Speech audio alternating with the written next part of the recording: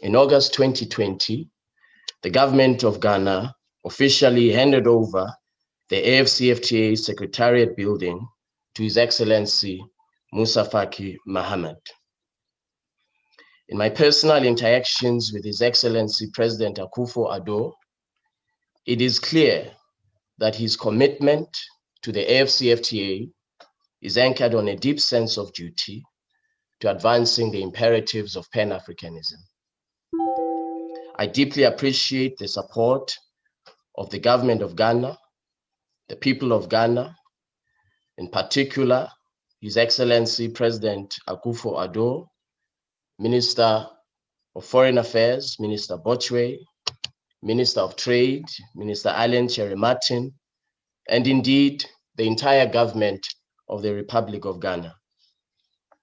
His Excellency Moussa Faki Mahamat and his Chief of Staff, my dear senior brother Abdoulaye Diop, have been a source of much strength for me and continue to support the Secretariat from Addis Ababa. Your Excellencies, Africa is on the cusp of a historic milestone, which started when the AfCFTA was signed in Kigali, Rwanda, in March 2018. As of today, 54 countries have signed the agreement. 34 countries have deposited their instruments of ratification, with the Federal Republic of Nigeria depositing their instrument of ratification this morning. Today, 41 countries and customs unions have submitted their tariff offers, including the East African Community and ECOWAS, who submitted their offers in the last few days. We congratulate all of them.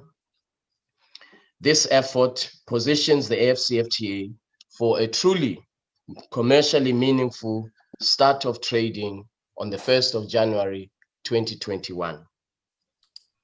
None of this remarkable progress would have been achieved without the unwavering leadership and commitment of His Excellency President Mahamadou Issoufou, the champion and leader of the AfCFTA. I also want to salute the Ministers of Trade, the senior trade officials, the chief negotiators, and our experts, our dedicated experts, for the hard work done over the last few months in very, very difficult circumstances. Africa has an over-reliance on the export of primary commodities to traditional markets of the North. In other words, Africa continues to be trapped in a colonial economic model. This requires that we aggressively implement the AfCFTA as one of the tools for effecting a fundamental structural transformation of Africa's economy and placing Africa on a path of long-term industrial development. Your Excellencies, now is the time. Now is the time to take action to dismantle this colonial economic model by accelerating our industrial development objectives. Women in trade, young Africans, small, medium enterprises confront significant challenges when attempting to benefit from trade agreements. In this regard, we shall take up the challenge that His Excellency President Ramaphosa has just presented to us.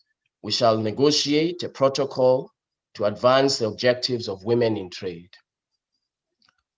For the AfCFTA to be inclusive and to ensure shared growth across the continent, women, young Africans, small, medium enterprises have to be at the heart of its implementation.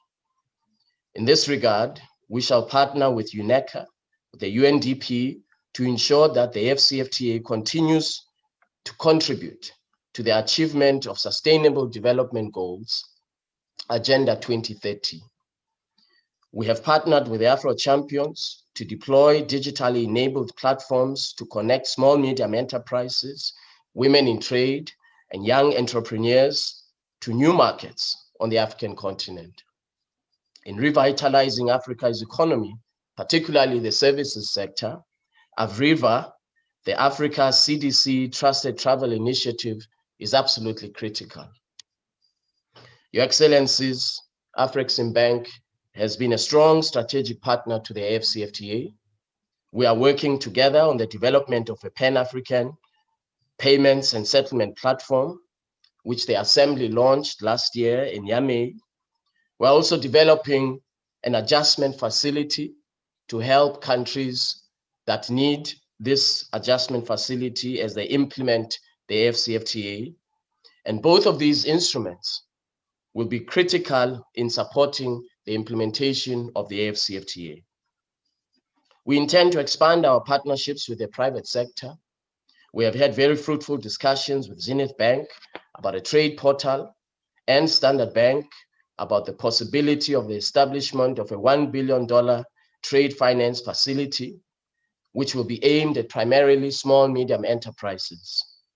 We will have to explore the possibility of trade finance, and this trade finance facility being jointly underwritten by governments, African banks, and African multilateral institutions.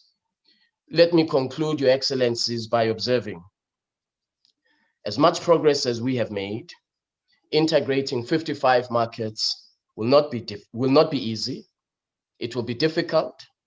It will be a daunting task. It will take resolute determination decade after decade. However, to throw our hands in the air and say the task is too difficult is not an option. A recent study by the World Bank estimates that where implemented effectively, by the year 2035, the AfCFTA has the potential to lift 30 million Africans out of extreme poverty and 70 million Africans out of moderate poverty. As positive as these projections are, they shall not happen by chance. We as Africans will have to take our destiny into our own hands. We will have to take concrete actions to make sure that these positive projections do become a reality. I thank you very much, Your Excellency, the President.